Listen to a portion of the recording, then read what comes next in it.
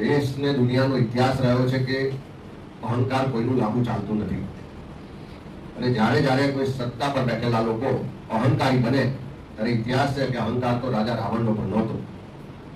એવા સંજોગોમાં જો રાવણનો અહંકાર ના રહ્યો હોય તો આધુનિક જે ભારતીય જનતા પાર્ટીના નેતાઓ છે જે સત્તાના નશામાં રાવણની ભાષામાં વાત કરી રહ્યા છે અને ખાસ કરીને નારી શક્તિનું અપમાન કરવું, નારી શક્તિ માટે આવા હલકી કક્ષાના શબ્દો વાપરવા, ભાષણોમાં એવા શબ્દોનો પ્રયોગ કરવો, હું માનું છું તમે એને સખત શબ્દોમાં વખોડીએ છે.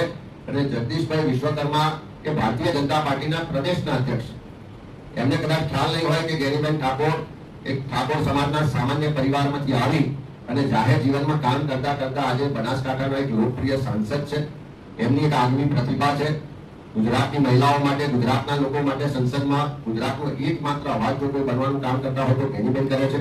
ચૂંટણીઓમાં હાર જીત થાય, ખાડિયામાં આઝાદી પછી ભારતીય જનતા પાર્ટીનો સફાયો થયો, તમે તો એવું ના કીધું, કોઈ શબ્દો એવા ન વાપર્યા કે ભાજપનું સંપૂર્ણ ધોવાણ થઈ ગયું અને ભાજપના ઘરમાં જઈને અમે સીટો લઈ આવ્યા. પણ એમના જે શબ્દો છે કે ગેરીબેનના પાલવમાંથી સીટ લઈ આવ્યા, હું માનું છું કે આ એમની હલકી માનસિકતાના દર્શન થાય છે.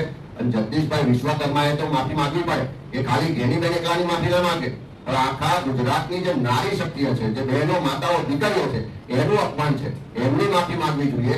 અને જો ખરેખર રાજ્યના મુખ્યમંત્રી કે દેશના વડાપ્રધાન કે ભાજપના રાષ્ટ્રીય અધ્યક્ષમાં પણ થોડી ઘણી પણ મહિલાઓ માટે સન્માન ને શરમ હોય તો એમણે આદેશ કરવો જોઈએ કે તમારા પ્રદેશના પ્રમુખ આવી હલકી ભાષામાં વાત કરે છે તો એ જાહેરમાં આવીને માફી માંગે એવી વાત, એવો આદેશ નરેન્દ્રભાઈ મોદી પાસે પણ આપણે અપેક્ષા રાખીએ, રાજ્યના મુખ્યમંત્રી પાસે પણ અપેક્ષા રાખીએ અને ભાજપના રાષ્ટ્રીય અધ્યક્ષ પાસે પણ અપેક્ષા રાખીએ. જો એવું કરવામાં નહીં આવે તો આપણે સમજીએ કે આ જે નારીનું અપમાન કરવાનો ભાજપનો ચાલ ચરિત્ર અને ચહેરો આમાં બહાર આવી ગયો છે. આ મનુવાદી માનસિકતા વાળો ભારતીય જનતા પાર્ટીનો પક્ષ કે જેણે મનુવાદની જે એની વ્યવસ્થાઓ હતી એમાં જ નારીઓને ખૂબ નીચલી કક્ષાએ ગણવામાં આવતા હતા, એ જ માનસિકતાથી આજે આ પ્રવચનો, ભાષણો, આ શબ્દો બોલાઈ રહ્યા છે અને સખત શબ્દોમાં વખોડીએ છે. જગદીશભાઈ ગુજરાતની મહિલાઓની પણ માફી માંગવી પડશે અને નહીં માંગે તો આવનારા દિવસમાં ગુજરાતના લોકો પણ એમને માફી માંગે.